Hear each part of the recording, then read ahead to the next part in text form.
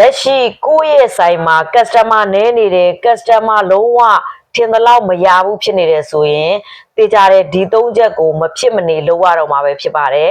အားလုံးပဲမင်္ဂလာပါချင်းတွင် Aircon Service ရဲ့ founder မက်စင်မှာပဲဖြစ်ပါတယ်ဒီ၃ချက်ကဘာတွေလဲဆိုလို့ရှိရင်နံပါတ်1 offline မှာလည်း marketing ဆင်းရမှာပဲဖြစ်ပါတယ်မထင်လိုက်နဲ့ဒီနီးလန်းကလည်းလုံးဝကိုထိရောက်တယ်ကျမတို့ကိုယ်တိုင်လည်းလက်ရှိလုပ်နေသေးပဲဖြစ်ပါတယ် offline မှာကိုလက်ရှိရှိနေတဲ့ customer ကိုကြီးပဲအားကိုးမနေပဲနဲ့အသစ်တွေကို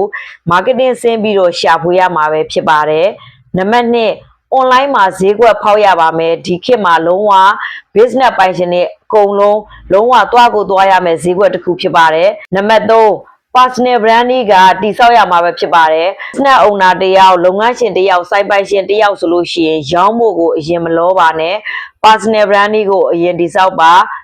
ကျမတို့တွေဒီ personal branding ကို online ဈေးကွက်ကိုလေ့လာတဲ့အခါမှာသိရှိခဲ့ရတယ်ဆိုပေမဲ့အပြင် offline ဆိုင်တွေမှာလည်းဒီ personal branding ကတကယ်လိုအပ်ပါတယ်ဒီကိုယ့်ကိုလူတီခြင်းကနေပြီးတော့ကိုယ်ဘယ်သူဆိုတာသိပြီးတော့ယုံကြည်ခြင်းကနေပြီးတော့နောက်ထပ် customer တွေ